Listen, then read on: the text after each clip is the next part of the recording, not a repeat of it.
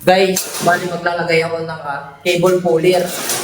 Kasi itong susunod na outlet nito is napasukan ng tubig. Bago tayo maglagay ng wire guys, make sure na walang tubig yung piping natin sa may ground floor. Bali, ang discard natin yan guys, maglalagay tayo ng wire puller, tapos sundan natin ng alambre, then lalagyan natin mga tela para yung alambre guys ang hihilain, kasama na yung tela para matanggal yung tubig. Libre yan. Libre.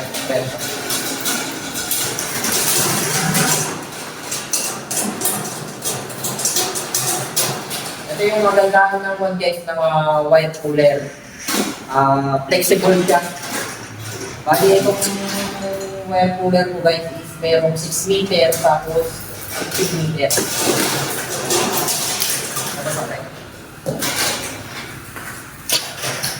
Bali itong pan guys, itong piping natin dito, nailagay ko na itong mga utility boxes para dito sa may kanyang regular convenience outlet. Naitaon na umulan, ilagyan ko siya ng papel ng semento, kaso nga lang talagang pinasok kasi malakas yung ulan na panon, kaya napasukan siya ng tubig. Siyempre.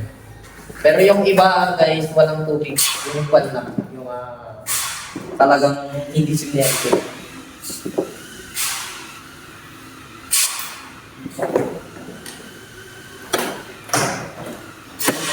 Kaya ito guys, lalagyan natin ng alambre.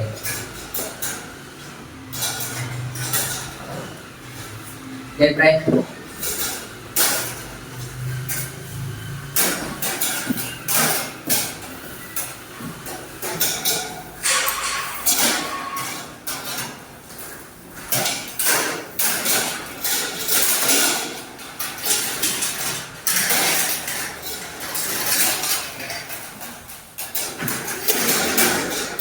Okay. Ready. Ito yung one guys, tela na ilalagay natin. Ipapakita ko sa inyo mamaya pagka tinanggal kong alambre, may basa. Kasi pa din.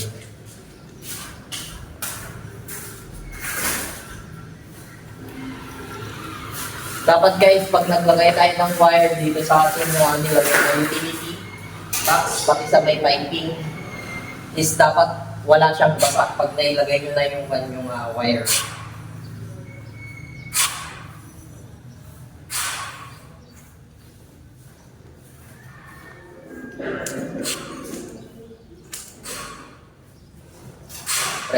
Yes. Ito yung one guys, yung tela. Then, itatali natin dito sa may alambre.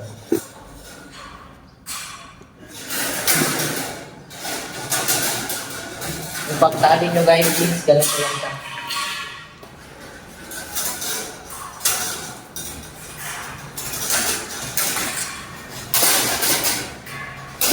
Guys, ganyan yung itsura nyo.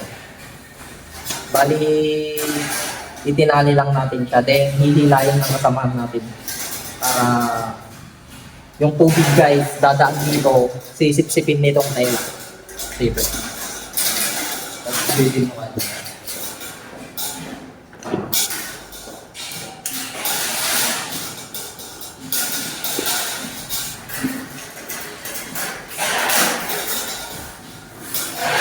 Ulit-ulitin natin ito guys hanggang mawala yung tubig.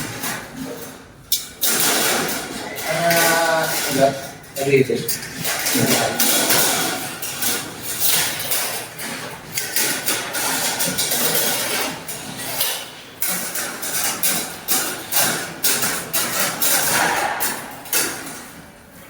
Okay, ya. Tapos basak na eh.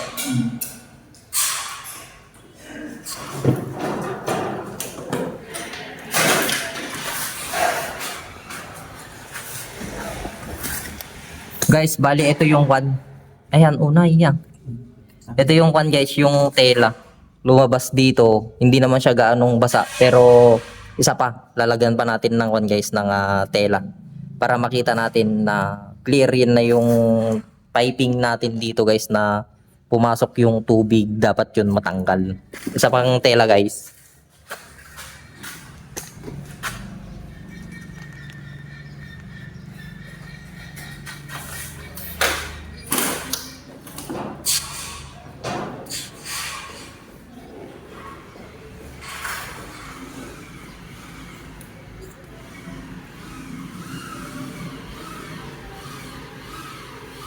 Pre, yung SPC mata, dati dalawang lang.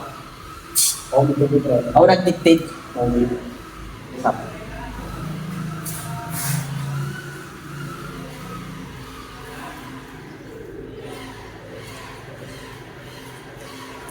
Guys, share ko lang pagka flooring, okay, slab, huwag kayong mag-aabang ng flexible hose kasi sakit sa ulo yun.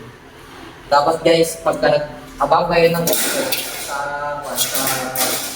lalo na piping ng regular convenience outlet, then yung mga SPO natin, make sure na PVC yung gamit natin. Pag gumamit yan ng PVC guys, piliin nyo na yung magandang brand.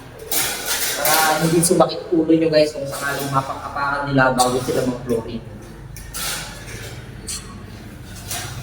Ito guys, isa pa. Para clear natin kung wala ng tubig yung lalagyanan natin ng tubig. Ganito ginagawa ko guys sa mga past na electrical project natin kung meron siyang tubig.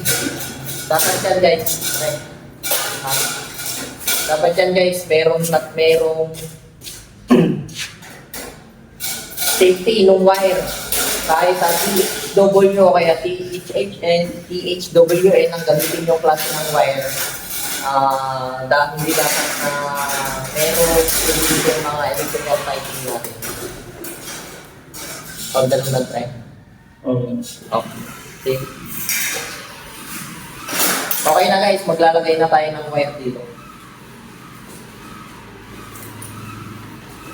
Bali, ito na yung pangalawang one guys na wire, ay na tela.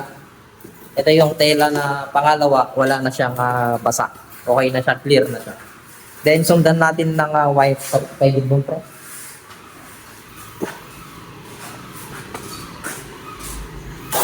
Lalagyan na natin ng wire guys.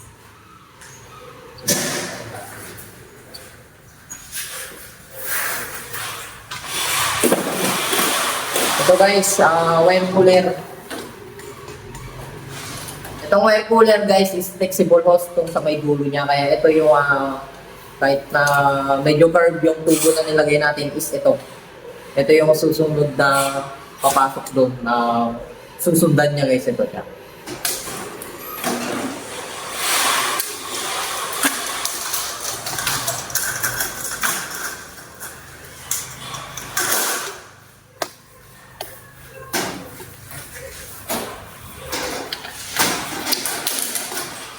Break.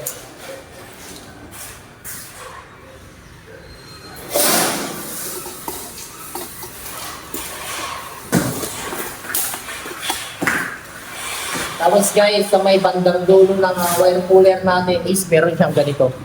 Dito natin itatali yung wire. Okay.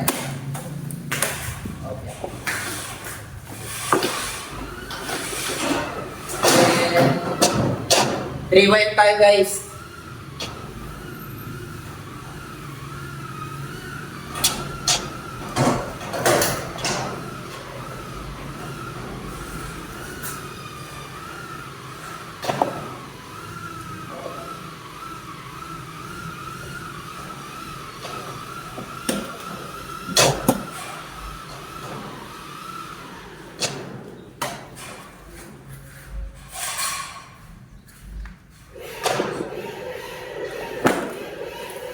Pre.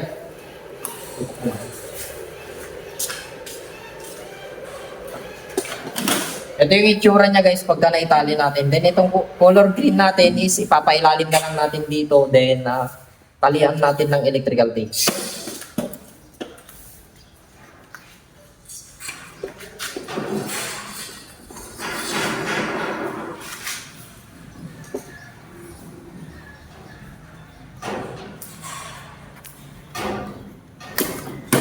Ito siya guys, oh. Kita pre. Yung itsura niya guys. Then, hihilahin ng kasamaan natin. Okay pre. Beautiful.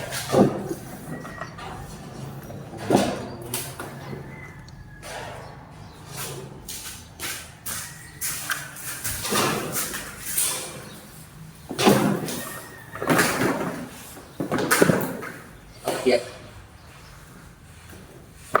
Matamis sa pre, huwag basa na yan. Oo, pre. Sige.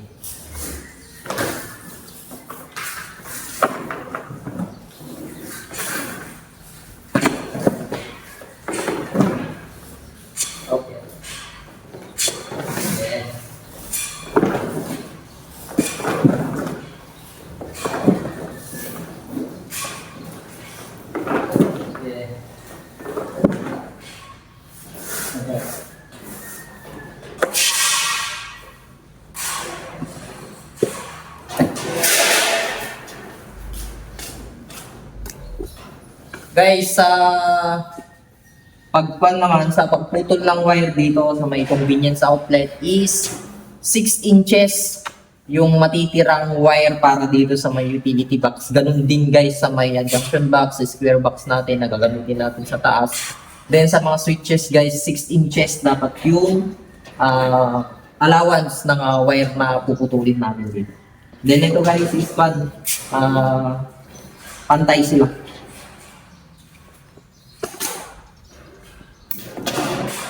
Okay na tong isang run natin guys. Bali 3 wire tayo.